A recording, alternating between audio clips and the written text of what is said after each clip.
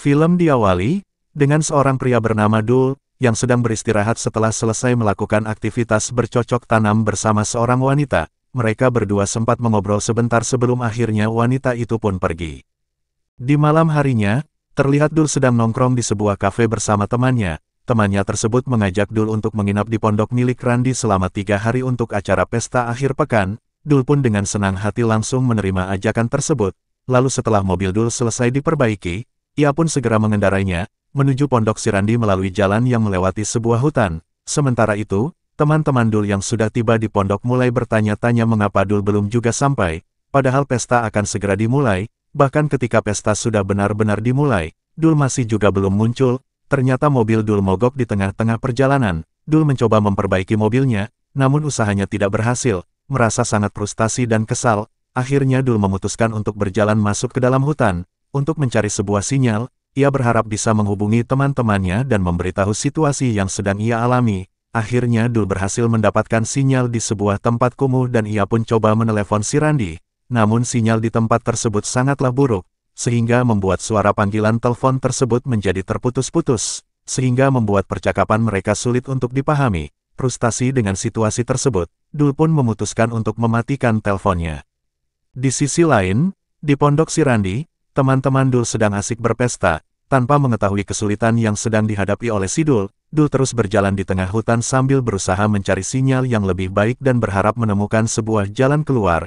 Lalu saat ia sedang berjalan, tiba-tiba ada sebuah mobil yang melintas di depannya. Dengan cepat Dul pun memutuskan untuk mengikuti mobil tersebut, dan berharap dapat menemukan bantuan. Namun mobil tersebut berhenti di sebuah rumah yang terletak di tengah hutan. Dul pun merasa lega dan bertanya-tanya apakah ada orang di dalam rumah itu. Meskipun Dul sudah memanggil beberapa kali, namun tidak ada jawaban dari dalam rumah tersebut.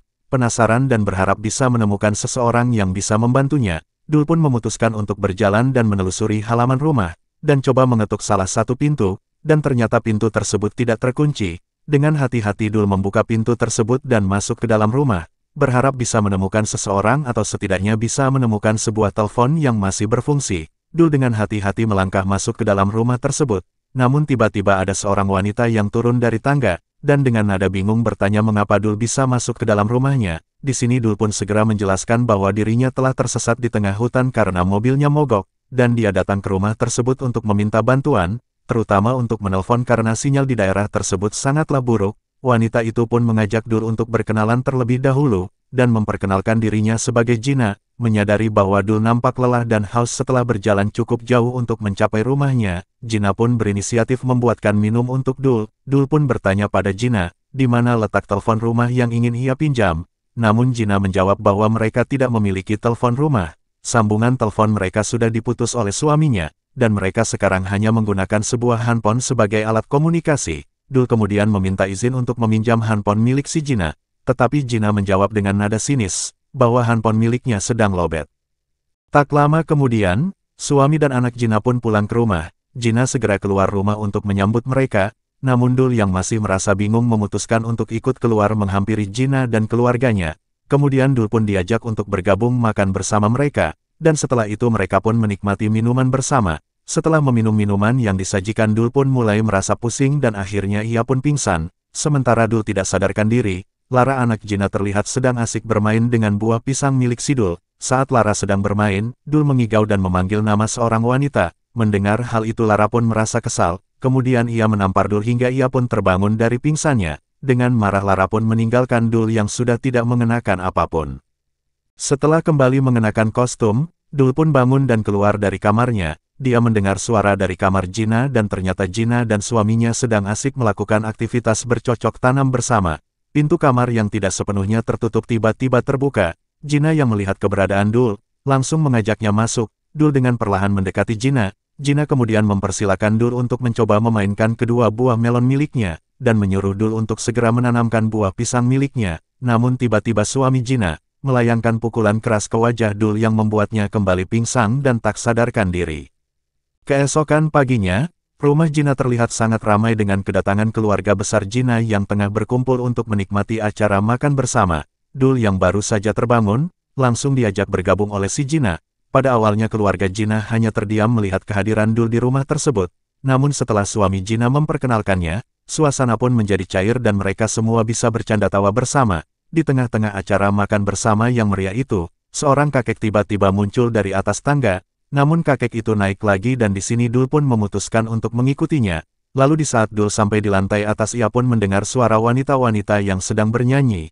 Anehnya lagu yang dinyanyikan oleh wanita-wanita itu membuat perut Dul tiba-tiba menjadi sakit, hingga tak sengaja membuat Dul pun mengeluarkan angin. Wanita tersebut merasa tidak dihargai dan marah kepada Dul. Ketika wanita itu mengamuk, tiba-tiba wujudnya berubah menjadi sangat menyeramkan. Dul yang ketakutan pun langsung berlari dan masuk ke dalam sebuah kamar, yang ternyata berisi Gina di dalamnya. Gina kemudian menyuruh Dul untuk duduk, untuk mendengarkan dirinya membaca sebuah buku. Namun setelah selesai membaca, Gina tiba-tiba langsung menarik tubuh Dul dan mengajaknya untuk melakukan aktivitas bercocok tanam bersama. Namun di saat mereka berdua sedang asik melakukan aktivitas bercocok tanam, tiba-tiba keluarga Gina membuka pintu kamar dan mempergoki mereka.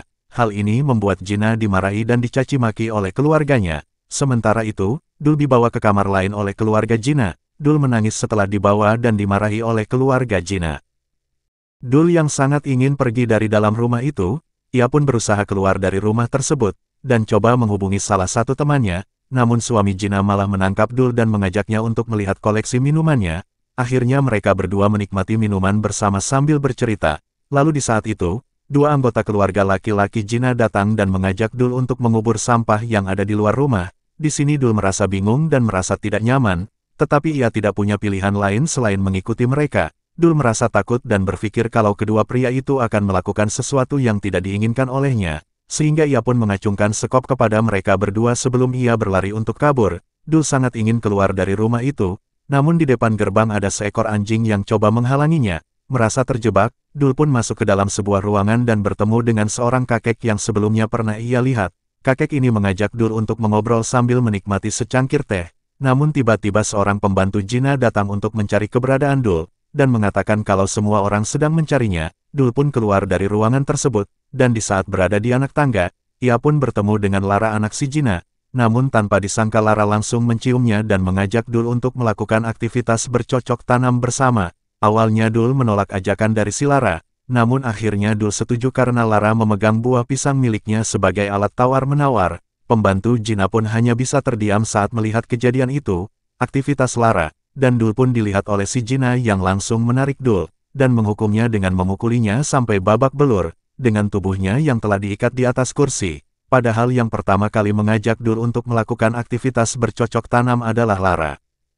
Setelah keluarga Gina meninggalkan ruangan, pembantu Gina pun datang untuk menolong Dul, untuk melarikan diri dari rumah tersebut. Setelah berhasil melepaskan ikatan di kursi, pembantu itu pun membawa Dul untuk keluar dari ruangan itu.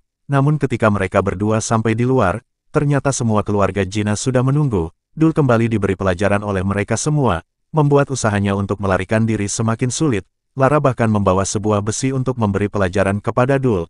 Namun tiba-tiba kakek yang ditemui Dul sebelumnya pun muncul.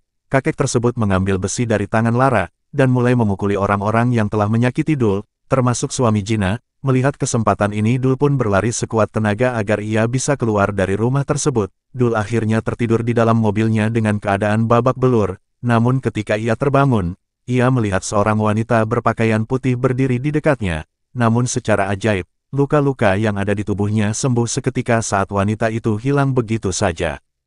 Setelah kejadian itu, Dul bertemu dengan temannya di sebuah kafe sambil berbincang-bincang. Dan di sini Dul meminta maaf karena tidak bisa datang ke pesta yang telah dijanjikan, karena sebelumnya ia telah tersesat di dalam hutan. Setelah itu Dul pun keluar untuk menikmati pemandangan senja. Di sana ia kembali bertemu dengan wanita berpakaian putih, yang dilihatnya di hutan waktu itu merupakan seorang wanita yang tak pernah dikenalnya sebelumnya. Dan film pun selesai.